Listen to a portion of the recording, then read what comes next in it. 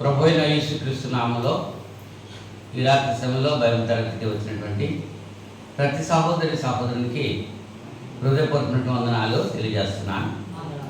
అలాగే ఆన్లైన్లో ఈ కార్యక్రమాన్ని వీక్షిస్తున్నటువంటి ప్రతి సహోదరికి వారి కుటుంబ సభ్యులకు కూడా చింతపల్లిలో ఉన్నటువంటి క్రీస్తు సంఘం తరపుగా వందనాలు తెలియజేస్తున్నాను. అంతా బాగున్నారు కదా? రైట్. మరి ఇంతవరకు దేవుని సన్నిధిలో కీర్తనలు మనం పాడటం జరిగింది. వాక్యం చదువుకుని ప్రార్థన చేసుకుని దేవుని యొక్క వాక్యం ధ్యానించడానికి ప్రయత్నం చేద్దాం. మొదటి యోహాను పత్రిక 3వ అధ్యాయం 13 నుంచి 16 వచనాలు చదువుకుందాం. నేను చదువుతున్నాను. సహోదరులారా, లోకము మిమ్మును ద్వేషించిన ఎడల ఆశ్చర్యపడకుడి. మనము సహోదరులను ప్రేమించుచున్నాము కనుక మరణములో నుండి జీవంలోనికి దాటి ఉన్నామని ఎరుగుదుము. ప్రేమ లేనివాడు మరణమందు నిలిచి ఉన్నాడు. తన సహోదరుని ద్వేషించేవాడు నరహంతకుడు. ఏ నరహంతకుని యందును నిత్య జీవము ఉండదని మీరు ఎరుగుదురు. ఆయన మన నిమిత్తము తన ప్రాణము పెట్టను కనుక దీనివలన ప్రేమ ఎట్టిదని తెలుసుకుంటున్నాం. మనం కూడా సహోదరుల నిమిత్తము మన ప్రాణములను పెట్ట బద్ధులమై ఉన్నాం. దేవుడు తన వాక్యం దీవించుగాక. ప్రార్థన చేసుకుందాం. మహోన్నతుడా, సర్వశక్తి సంపన్నుడా, సర్వోన్నతుడా, సర్వాంతర్యామి, సర్వజ్ఞాని, మీ పాదములకు స్తుతులు స్తోత్రాలు సమర్పణ చేస్తున్నాము. గతించిన శుక్రవారం నుంచి ఇంత పర్యంతం మీ మహా దయచేత కృపచేత మమ్మల్ని సజీవ లెక్కలో ఉంచారు, సురక్షితంగా కాచి కాపాడారు.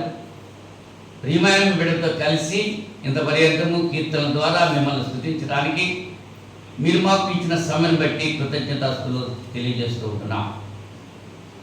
ఈ సమయంలో మీరు మాకు ఇచ్చిన వాక్య భాగం బట్టి స్తోత్రాలు చెల్లిస్తుంటున్నాం. అందరి సత్యములను మర్మములను గ్రహించేటువంటి మంచి జ్ఞానం మాకు దయచేయమని ప్రార్థన చేస్తున్నాను. మీ వాక్యం విత్తబడుతుండగా అనారోగ్యంగా ఉన్న వారికి కావాల్సిన ఆరోగ్యాలు దయచేయండి. ఆయా అవసరతలు కలిగిన బిడ్డలకు వాటిని మీరు సమకూర్చి మీ నామకు మహిమ తెచ్చుకుంటారని ప్రార్థన చేస్తున్నాను. అట్లాగే మా ప్రార్థన సహాయం కోరుతున్నట్టు ప్రతి బిడ్డ కొరకు విజ్ఞాపన చేసుకుంటున్నాను. నాయన, 13వ తారీఖు ఆదివారం సాయంకాలం భీమవరంలో జరగనటువంటి నిశ్చితార్థ కార్యక్రమాన్ని బట్టి ప్రార్థన చేస్తున్నాను.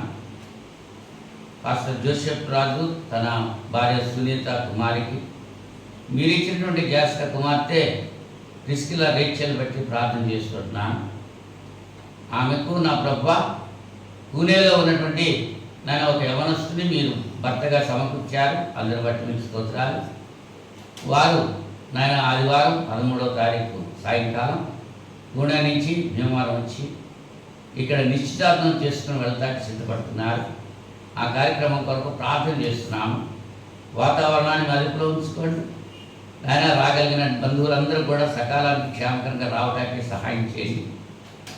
ఫంక్షన్ హాల్లో ఆ యొక్క కార్యక్రమం జరగనట్టుగా ఆశీర్వాదకరంగా మీ నామ మహిమగా జరిగించుకోవడానికి సహాయం చేయమని ప్రార్థన చేసుకుంటున్నాను. అలాగే ఎవరెవరు ఏ కార్యక్రమాలు ఏ రీతిగా నాయన మరి జరిపించుకుంటున్నారు అందరి కొరకు ప్రార్థన చేస్తున్నాను.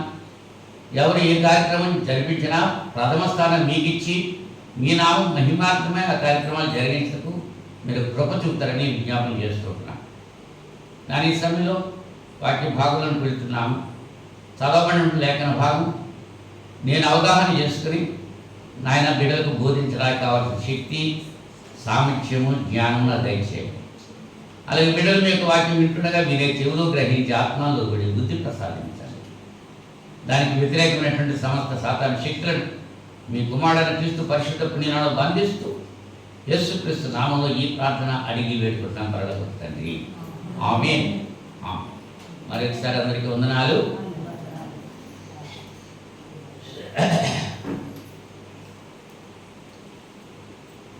గత వారంలో మనం ఏమి నేర్చుకున్నాం?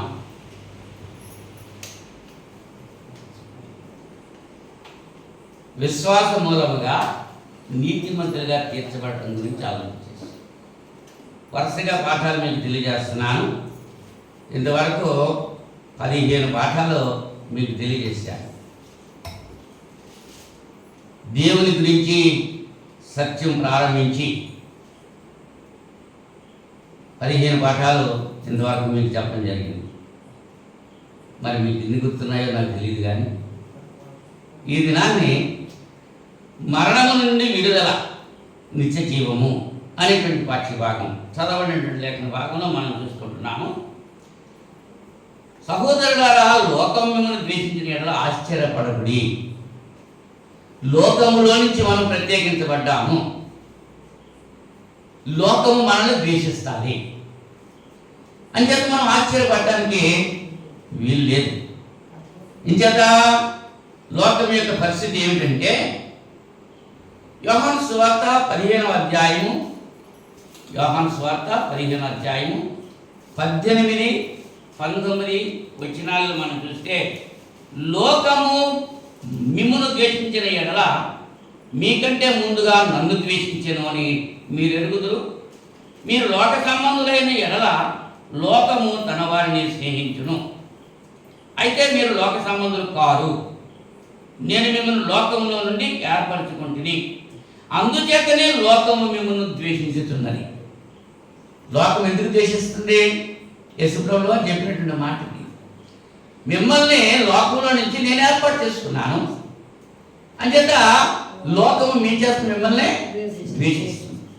మిమ్మల్ని లోకం ద్వేషిస్తుందంటే మీకంటే ముందు నన్నే ద్వేషిస్తుంది. ఆ సత్యాన్ని ఇక్కడ తెలియజేస్తున్నారు. అవునా? 17వ అధ్యాయం 14వ వచనంలో, యోహాను సువార్తలోనే 17వ అధ్యాయము 14వ వచనంలో, వారికి నీ వాక్యం ఇచ్చి ఉన్నాను, నేను లోక సంబంధిని కానట్టు వారును లోక సంబంధులు కారు కనుక లోకము వారిని ద్వేషించును. లోకం మనం ద్వేషిస్తేనే నిజ క్రైస్తవులు అవుతాం. లోకంతో పొత్తు మనం పెట్టుకున్నా, మనతో పొత్తు లోకం పెట్టుకున్నా దేవునికి విరోధులమే.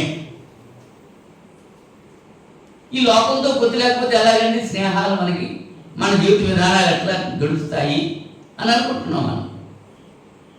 కానీ లోకంతో పొత్తు పెట్టుకుంటే దేవునితో విరోధం అనేటువంటి విషయాన్ని మనం గుర్తించాలి. తిమోతి 2వ పత్రిక, తిమోతి 2వ పత్రిక 3వ అధ్యాయం 12వ వచనంలో, 3వ అధ్యాయము 12వ వచనంలో, క్రీస్తు యేసునందు సద్భక్తితో బ్రతుకును ఉద్దేశించి వారందరూ హింస పొందుదురు.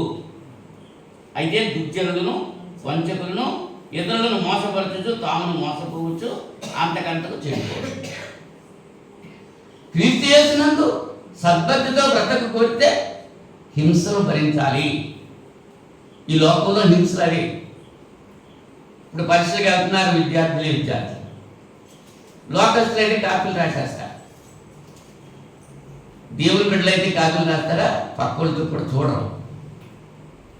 మరి కాపీలు రాసే వాళ్ళకి హింసలు వస్తాయి రావా? వాళ్ళు పట్టుకున్నారంటే డిపాజిట్ చేసేస్తారు దొరికితే. లోకస్తులు అట్లా ఉంటారు, దేవుని సంబంధం ఇలా ఉంటారు. అది తెలియజేసుకుంటున్నాను. మార్కు సువార్త 13వ అధ్యాయం 13వ వచనంలో, మార్కు సువార్త 13వ అధ్యాయం 13వ వచనంలో, నా నిమిత్తము అందరి చేత మీరు ద్వేషించబడుదురు, అంతము వరకు సహించిన వాడే రక్షణ. ఎవరి నిమిత్తం ద్వేషించబడతాము? అందరి చేత, కొందరి చేత? యేసుప్రభువు చెప్పింది అదే, నా నిమిత్తము మీరు అందరి చేత ద్వేషింపబడతారు, అంతం వరకు సహించిన వాడే. ద్వేషిస్తున్నాడు కదా, ఈలోగా జారిపోయారనుకో, ఇంకా జారిపోతే జారిపోవటమే. అవునా? కాలు జారిన చోటునే బతి ఇల్లు పెట్టేటట్టున్నాడు. వాడు ఎప్పుడు జారిపోతాడు? జారిపోతాడు. జారిపోతే మళ్ళీ తిరిగి లేవు. నీతిమంతుడైతే 7 సార్లు పడ్డా తిరిగి లేస్తాడు. అర్థమవుతుందా? అదే జారిపోయేవాడు అయితే ఒకసారి జారిపోతాడు, ఏకంగా జారిపోతాడు. సముద్రపు లోతుల విషయంలో మనం ఆలోచన చేస్తే సముద్రపు ధరిని కొంత దూరము కొన్ని కిలోమీటర్లో లోతు ఉండదు, వెళ్ళి కొద్ది డౌన్ అవ్వదు, సమానంగానే అలాగే ఉంటుంది స్లూప్గా. ఓ తోటకి వెళ్ళేటప్పటికి అగాధం ఒకసారి జారిపోతాడు. అది ఇంకా మళ్ళీ ఏదైనా ఆ యొక్క అంచు మనకి కనపడలేదు. సముద్రము దాని భాగాలని మరి 9th క్లాస్లో షార్ట్ స్టడీస్లో చెప్పేవాడు. మరి ఇప్పుడు ఉన్నాయో లేదో నాకు తెలీదు. కనుక లూకాసు సువార్త 21వ అధ్యాయము 17వ వచనంలో, లూకాసు సువార్త 21వ అధ్యాయం 17వ వచనం, నా నిమిత్తము మీరు మనుషులందరి చేత ద్వేషించబడదు, కానీ మీ తల వెంట్రుకలలో ఒకటైనను నశింపదు. మీరు మీ ఓర్పు చేత మీ ప్రాణములను అంటే శ్రమలు వచ్చినప్పుడు ఏం చేయాలి? ఊర్చుకోవాలి. యేసుప్రభువు ముందే చెప్తున్నారు, మీరు నా నిమిత్తము మనుషులందరి చేత ద్వేషించబడతారు. మనం చేసే పనులు బట్టి ద్వేషించబడటం కాదు, ఆయన బట్టి, ఆయన పనులు బట్టి మనం ద్వేషించబడితే మనం సంతోషించి ఆనందించాల్సిన వారంగా ఉన్నాం. మరొక మాట లోకం గురించి యాకోబు పత్రిక 4వ అధ్యాయం 4వ వచనంలో, యాకోబు పత్రిక 4వ అధ్యాయము 4వ వచనం, వ్యభిచారులారా అని పిలుచుకుంటున్నాడు. 4వ అధ్యాయం 4వ వచనంలో, వ్యభిచారులారా ఈ లోక స్నేహము దేవునితో వైరమని మీరు ఎరుగరా? కాబట్టి ఎవడు ఈ లోకముతో స్నేహం చేయబడునో వాడు దేవునికి శత్రువు. దేవునికే శత్రువు అయితే మనం ఎందుకని మనకు వస్తామా? దేవుడే మనకి శత్రువు అయితే అవునా? ఈ లోకంతో స్నేహం చేస్తే మనం దేవునికి విరోధం అయిపోతాం. ఈ లోకస్తులు దేవునికి విరోధులు. లోకంలో నుంచి బయటకు వచ్చాం, మనం మళ్ళా లోకంతో స్నేహం చేస్తూ ఉంటే దేవునికి విరోధులు. అటువంటి నిత్య లోకంలో ఉన్నటువంటి మరణానికి దేవుడు మనల్ని విడిపించాడు. విడిపించాడా లేదా? విడిపించాడు. మరణం నుంచి విడుదల చేశాడు, నిత్య జీవంలోకి మనల్ని ప్రవేశింపజేశాడు. లోకంలో మరణం ఉంది, సంఘంలో నిత్య జీవం ఉంది. ఇక లోకం గురించి మనం ఆలోచన చేస్తే, మరణం గురించి ఆలోచన చేస్తే, ఈ లోకంలో ద్వేషం ఉంది, కలహం ఉంది, అసూయ ఉంది, అబద్ధం ఉంది, దొంగతనం ఉంది, మోహపు చూపు ఉంది, వ్యభిచారం ఉంది, త్రాగుడు ఉంది, లంచం ఉంది. ఎన్నున్నాయి? ఎన్నున్నాయి? లెక్కటివా? 9 ఉన్నాయి. ఏమున్నాయి? ఎక్కడున్నాయి? లోకంలో ఉన్నాయి. లోకంలో నుంచి దేవుడు తన కుమారుని క్రీస్తు రక్తంలో మనల్ని కడిగి పవిత్రపరిచి నిత్య జీవం ఇవ్వడానికి సంఘంలో చేర్చాడు. సంఘంలో ఏమున్నాయి? ప్రేమ, దయ, జాలి, కనికరము, దీర్ఘశాంతము, క్షమించుట, సమాధానము, మంచితనము, సత్యము. ఇవన్నీ ఈ 9 లెక్కెట్టుకుంది. ఇవి నిత్య జీవం ఇచ్చేటువంటి లక్షణాలు. ఇవి ఈ 9 లక్షణాలు మనలో కలిగి ఉంటే మనకి దేవుడు నిత్య జీవం ఇస్తాడు. ఇవి లేకుండా లోకంలో ఉన్నటువంటి లక్షణాలు దాచులు ఎన్ని ఉన్నాయి? లోకంలో ద్వేషం ఉంది, కలహం ఉంది, అసూయ ఉంది, అబద్ధం ఉంది, దొంగతనం ఉంది, మోహపు చూపు ఉంది, వ్యభిచారం ఉంది, త్రాగుడు ఉంది, లంచం ఉంది, ఇంకా చాలా ఉన్నాయి.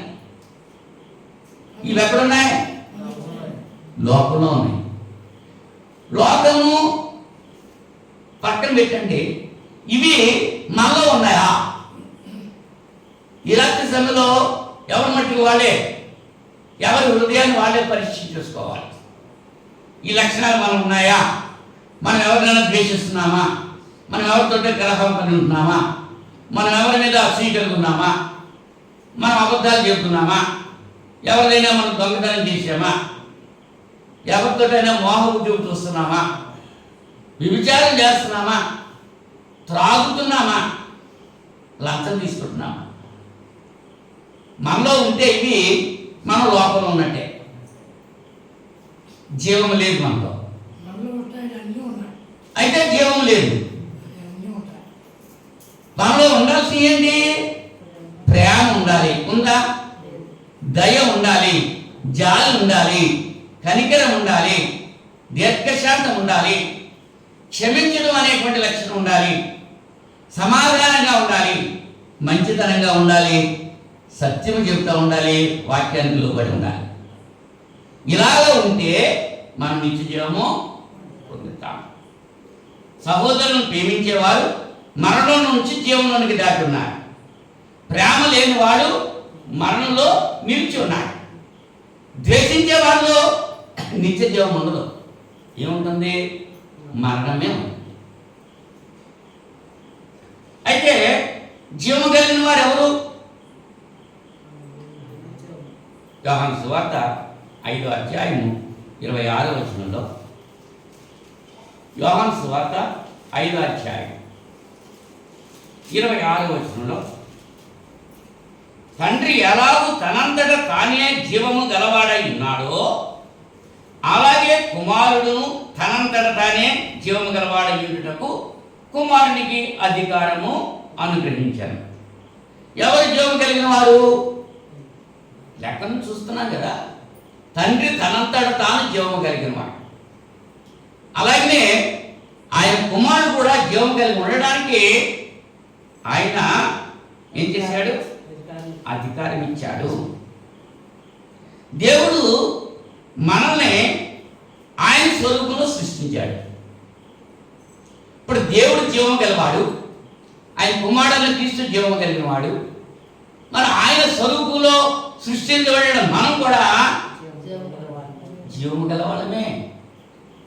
ఆదికాండం 1వ అధ్యాయము 26వ వచనంలో, ఆదికాండం 1వ అధ్యాయం 26వ వచనంలో, దేవుడు మన స్వరూపమందు మన పోలిక చొప్పున నరులను చేయుదము, వారు సముద్రపు చేపలను, ఆకాశ పక్షులను, పశువులను, సమస్త భూమిని, భూమి మీద ప్రాకు ప్రతి జంతువును ఏలుగురుగా కనియు పలికాను.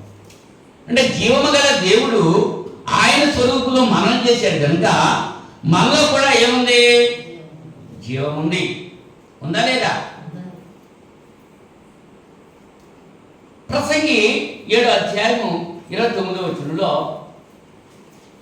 ప్రసంగి 7వ అధ్యాయము 29వ వచనంలో, ఇది ఒకటి మాత్రము నేను కనుగొంటిని, ఏమనగా దేవుడు నరులను యథార్థవంతులుగా పుట్టించెను గాని వారు వివిధమైన తంత్రములు కల్పించుకొని ఉన్నారు.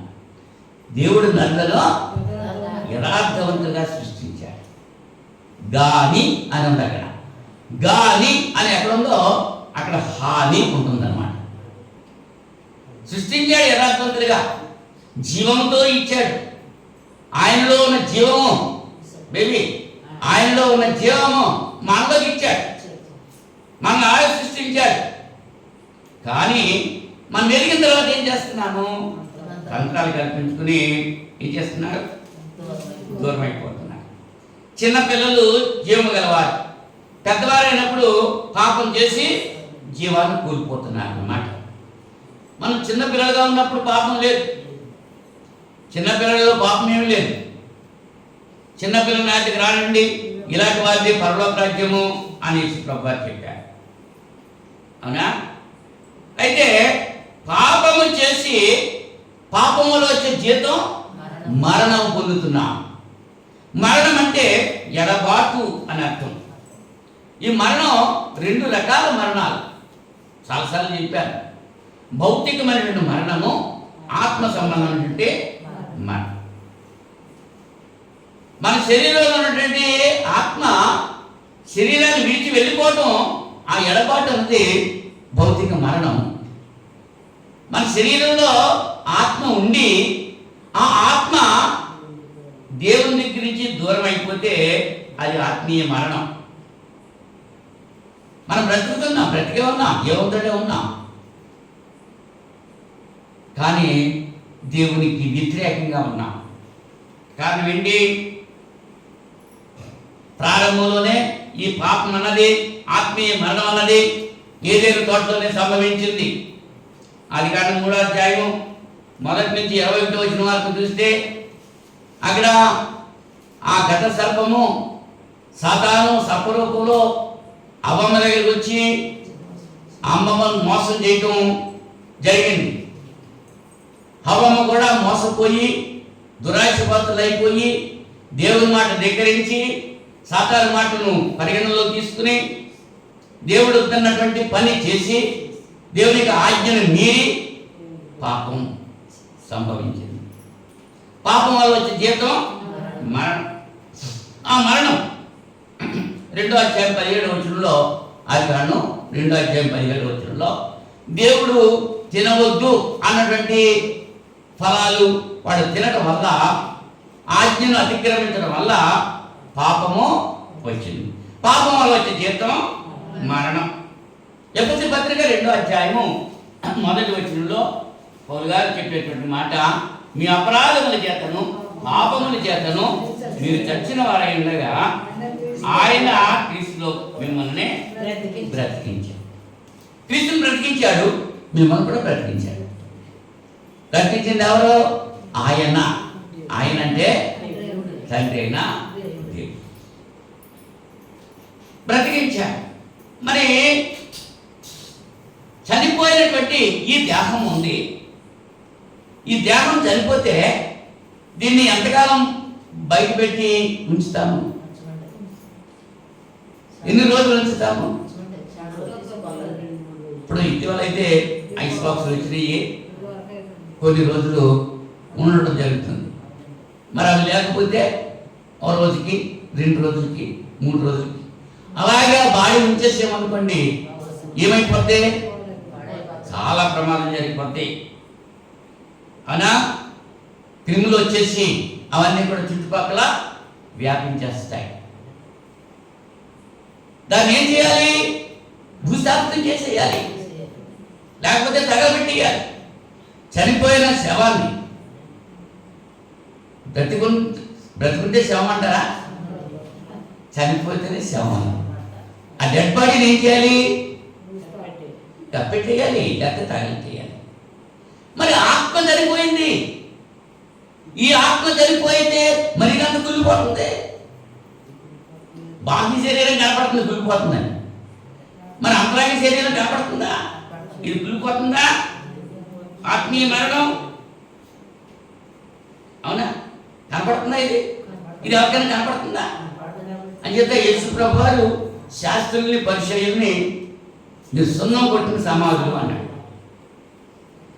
మీరు పైకి తెల్లగా కనపడుతున్నారు, లోపల మన గురించి కూడా అదే చెప్పబడుతుంది. పైకి భక్తిగా వారయ్యండి, దాని శక్తిని ఆశ్రయించిన వారు. పైకి వేషం వేస్తూ ఉంటున్నారు, భక్తి కలిగినట్టు వేషం, భక్తి వేషం వేస్తుంది. మన ఇంటికి అడుగుకుండా వస్తూ ఉంటారు, వాళ్ళు కూడా వేషాలు వేసుకుని వస్తూ ఉంటారు. నిజమైన వేషాలు ఉన్నాయి, నిజ స్వరూపాలు కాదు, వేషాలు. అక్కడ ఆ బంగారం ఇంటికాడ కూర్చుని ఆ వేషాలు వేసుకుని అప్పుడు అక్కడికి ఊళ్ళోకి వస్తూ ఉంటారు. అంటే కొత్త ఇంటి దగ్గర వేషాలు వేసేసుకుంటారు. మళ్ళీ వెళ్ళిపోయేటప్పుడు అక్కడ ఆ వేషాలు తీసేసి వెళ్ళిపోతారు. అంత కాసేపు బంగారమ్మ దాసు మాట్లాడుతూ ఉంటారు, ఆ చుట్టాలు మాట్లాడారు కదా. అంటే వేషం అంటే లేనిది ఉన్నట్టుగా ఎగ్జిబిట్ చేయటం అన్నమాట. లేదు కానీ ఉన్నట్టుగా ఎగ్జిబిట్ చేస్తున్నారు వేషాలు. మరి మనలో జీవం కావాలి కనుక, జీవం సమృద్ధిగా కావాలంటే ఎవరు ఇచ్చారు? యేసు ప్రభు వచ్చారు. దేవుడు తన కుమారుడైన క్రీస్తును పంపించారు. యోహాను సువార్త 10వ అధ్యాయము, యోహాను సువార్త 10వ అధ్యాయము 10వ వచనము 11వ వచనం కూడా చదువుతాం. దొంగ దొంగతనమును హత్యను నాశనమును చేయుటకు వచ్చిన కానీ మరి దేనికి రాడు. గొర్రెలకు జీవము కలుగుటకును అది సమృద్ధిగా కలుగుటకును నేను వచ్చి నేను మీతో నిశ్చయంగా చెబుతున్నాను. నేను గొర్రెలకు మంచి కాపరిని, మంచి కాపరి గొర్రెల కొరకు తన ప్రాణము పెట్టును. జీవము సమృద్ధిగా కలగడానికి ఆయన ఇచ్చారని చెప్తున్నాడు. దొంగతనం చేయడానికి వస్తాడు అంతే, మన దగ్గర దోచుకుపోతాకు వస్తాడు. కానీ ఈయన ఏం చేస్తున్నాడు? జీవం ఇవ్వటానికి వచ్చాడు. ఆయన ప్రాణం పెట్టి మనకు జీవం ఇవ్వటానికి వచ్చాడు ఆయన. పేతురు మొదటి పత్రిక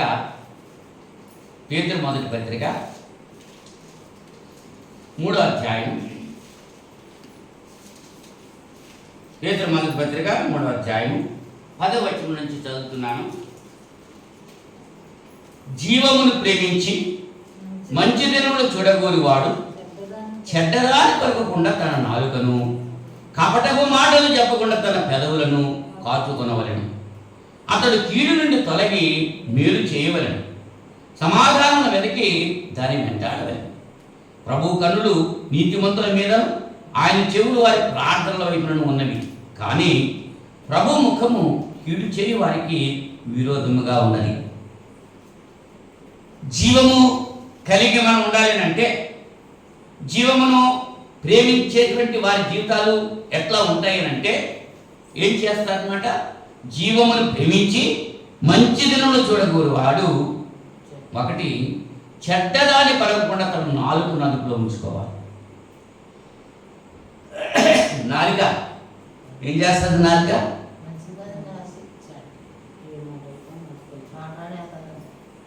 నరం లేదు, దానికి నరం లేని నాలుక అంట. ఆ నరాలు ఫ్లెక్సిబిలిటీ ఉన్నాయి, ఎట్టు పడితే అట్టు ఉండిపోతుందంటే. మరి నాలుకను ఆడించినట్టు చెయ్యిని ఆడించు.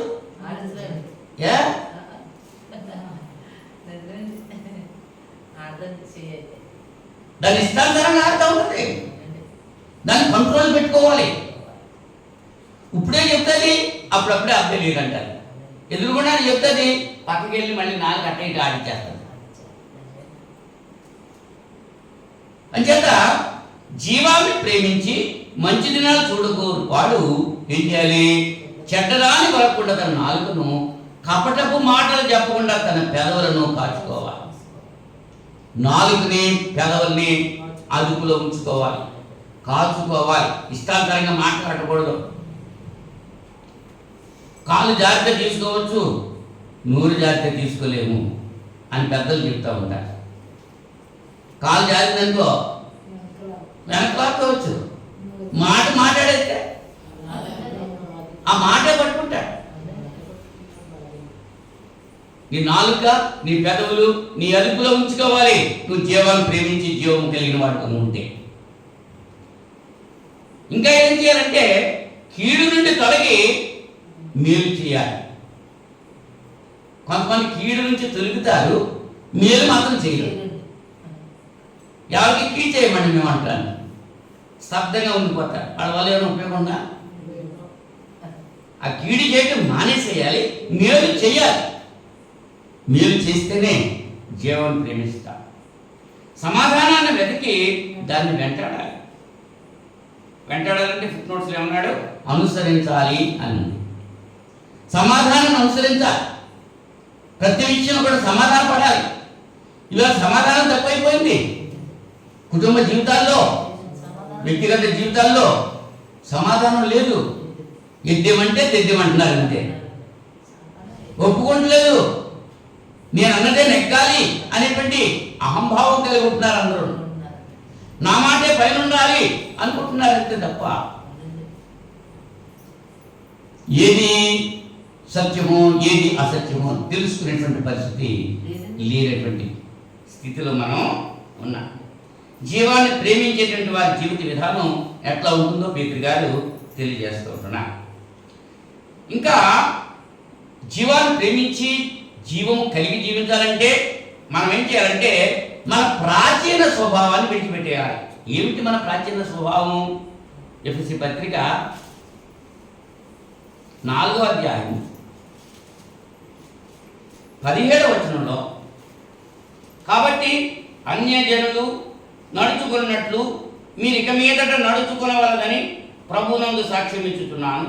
వారైతే అంధకారమైన మనసు గలవారై తమ హృదయ కాఠిన్యం వలన తమలో ఉన్న అజ్ఞానం చేత దేవుని వలన కలుగు జీవములో నుండి వేరుపరచబడిన వారై తమ మనస్సునకు కలిగిన వ్యర్థత అనుసరించి నడుచుకుంటున్నారు.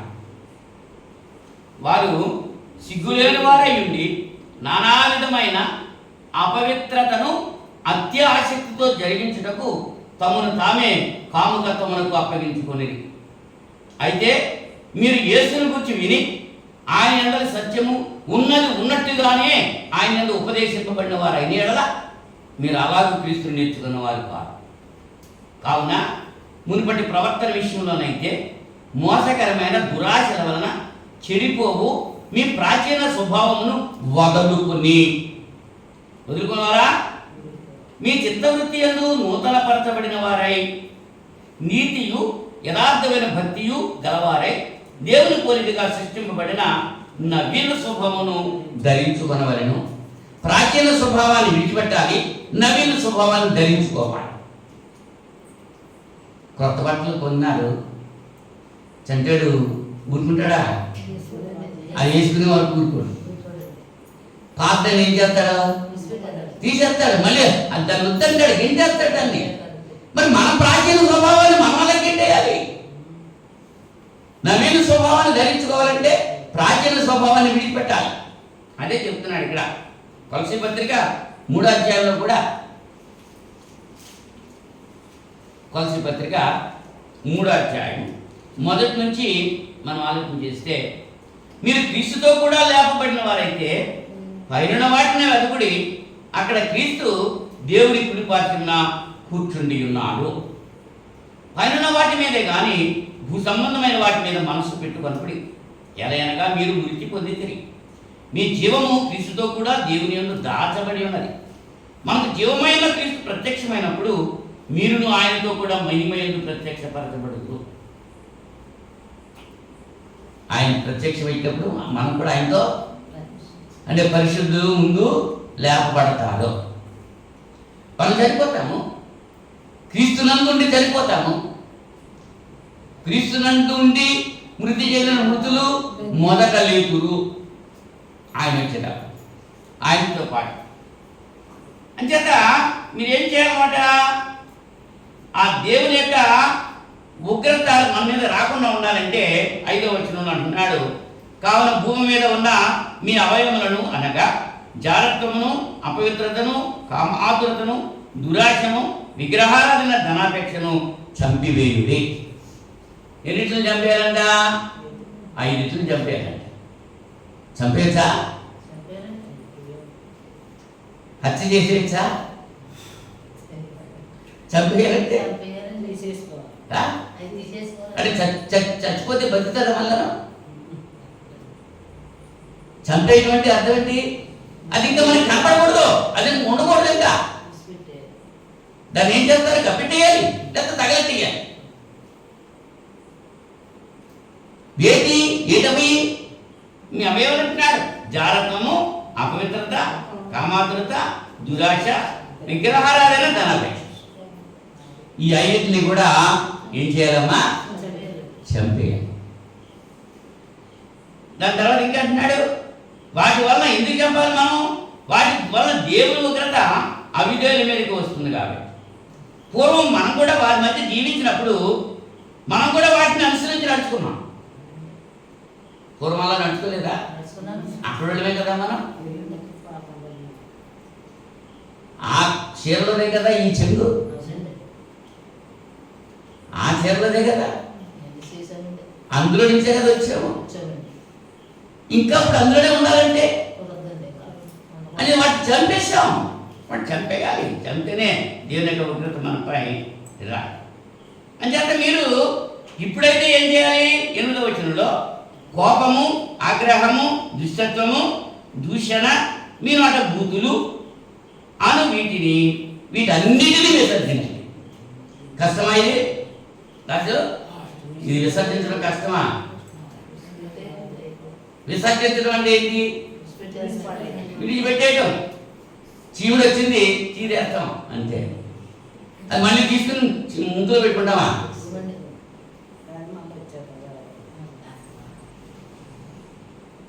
విసర్జించండి. ఈ చెమట పట్టేస్తుంది, ఈ చెమట ఏమవుతుంది? బయటకు వచ్చేస్తుంది, లోపల మలినాలన్నీ వచ్చేస్తుంది. దాన్ని మళ్ళీ శరీరం బాగుంటామా? మరి విసర్జించడం అంటే ఏంటి? విడిచిపెట్టేయాలి. విడిచిపెట్టిన దాన్ని మళ్ళీ తిరిగి తెచ్చుకోకూడదు. ఏంటయ్యి?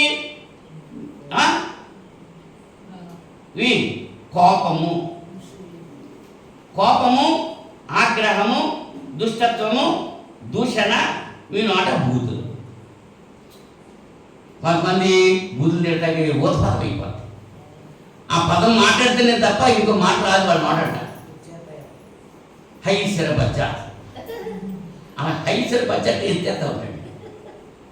దాని మాట ఏంటో అర్థం. అలాంటి కొన్ని బూతులు ఉన్నాయి. ఆ బూతు మాట మాట్లాడితేనే తప్ప ఇంకో మాట రాదు నోటంట. చిత్రాలని కాదు, అలవాటైపోయింది. వాటిని విసర్జించాలి, తిరిగి రానివ్వకూడదు వాటిని. అవునా? ఒకరితో ఒకడు అబద్ధమాడకండి. ఎలాగనగా ప్రాచీన స్వభావం దాని క్రియలతో కూడా మీరు పరిత్యజించి జ్ఞానం కలిగిన నిమిత్తము దాన్ని సృష్టించిన వాడి పోలిక చొప్పున నూతన పరచబడుతున్న నవీన స్వభావం ధరించుకుని ఉన్నారు. నవీన స్వభావం మీరు ధరించుకున్నారు కాబట్టి, క్రీస్తుని మనం ధరించుకున్నాం కాబట్టి, మనల్ని చూసేటువంటి వాడికి క్రీస్తే కనబడాలి అంతే. అప్పుడే మరణం నుంచి మనము జీవంలోనికి దాటుతాం. ఇవన్నీ మనలో పెట్టేసుకుని నాకు జీవం కావాలి, జీవం కావాలి, జీవం కావాలంటే ఎక్కడి నుంచి వస్తే వస్తారా? రా. తిమోతి 2వ పత్రిక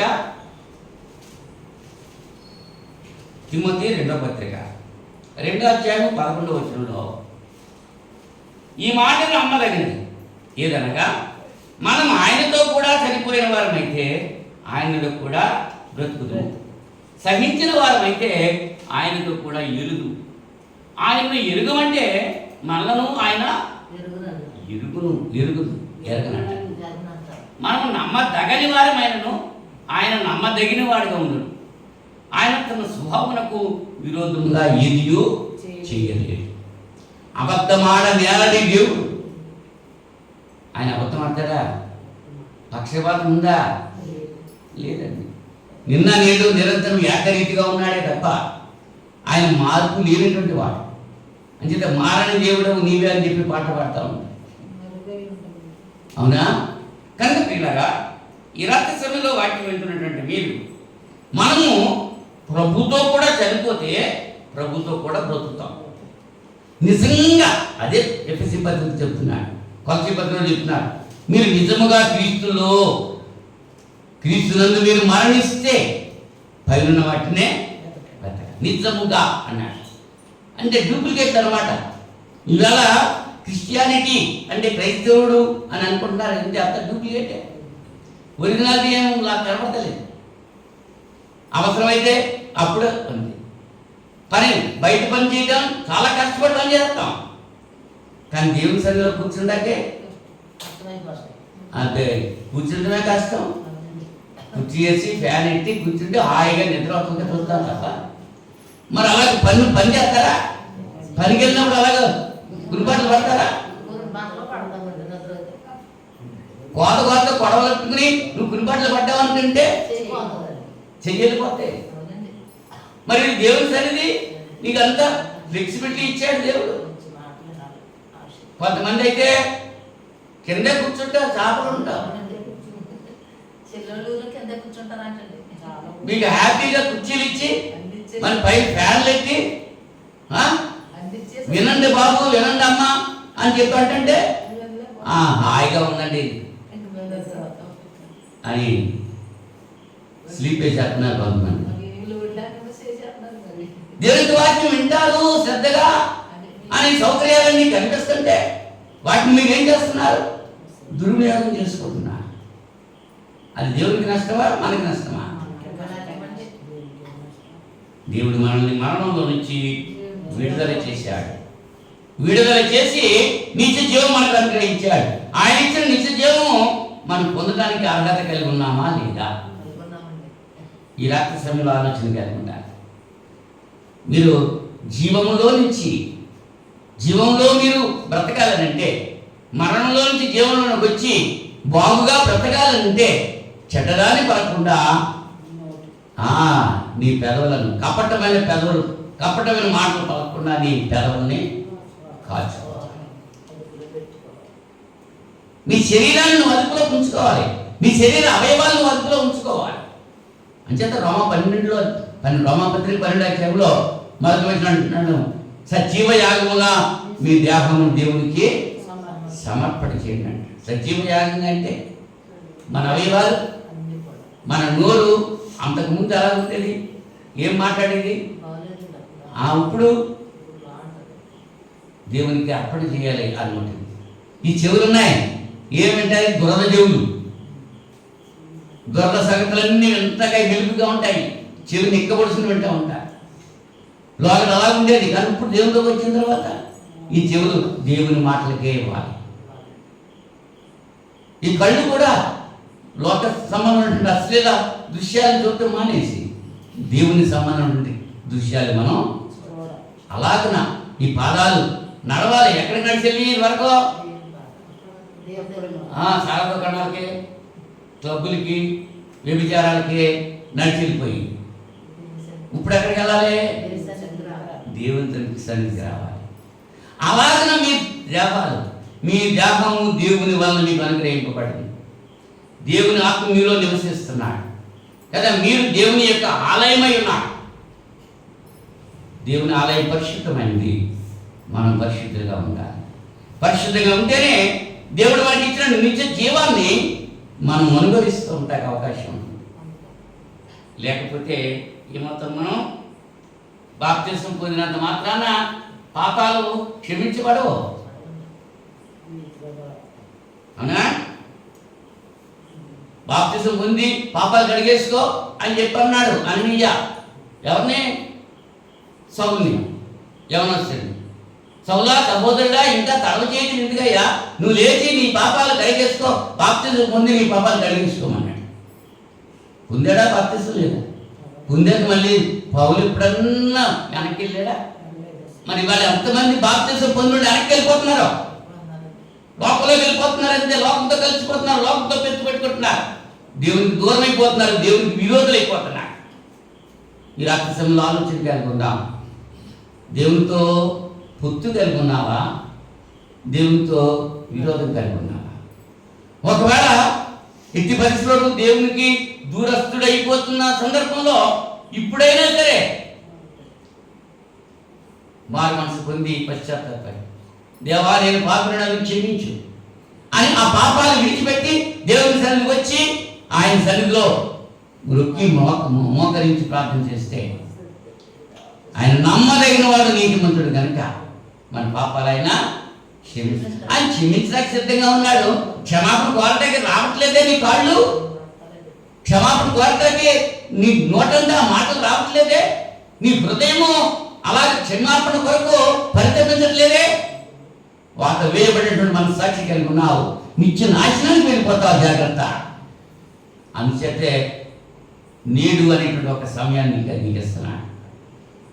దేవుడు ఇచ్చేటువంటి ఈ సమయాన్ని సద్వినియోగం చేసుకోకపోయినా, అందుచేత నేను ఇంకా బ్రతికించాడు, భౌతికంగా నేను బ్రతికించాడు అని అంటే ఇంకా నువ్వు మారు మనసు పొందుతావు, తిరిగి వస్తావు అని చెప్పి దేవుడు ఇంకొక దినాన్ని దేవుడు మనకు అనుగ్రహిస్తున్నాడు. దేవుడు ఇచ్చిన ఆ సమయం పోనీయక సద్వినియోగం చేసుకోవాలి. అజ్ఞానులే కాక జ్ఞానుల వలె జీవించాలని చెప్పి పరిశుద్ధాత్మ హెచ్చరిక చేస్తున్నాడు. ఈ మాటలు విని ఎవరైతే దేవునికి దూరమైనటువంటి వాడు దేవునికి సమీపస్తానికి ఇష్టపడుతున్నారు. అలాగే దేవుల్లో ఉన్నటువంటి వారు దృఢముగా, బలంగా, ఇంకా మరణం వరకు నమ్మకంగా ఉండాలనేటువంటి ఆశ కలిగి ఉంటారు. దేవుని సన్నిధిలో హృదయాలు కుమ్మరించుకుని ప్రార్థన చేద్దాం. దేవుడు కొద్ది మాటలు దీవించుకుంటారు.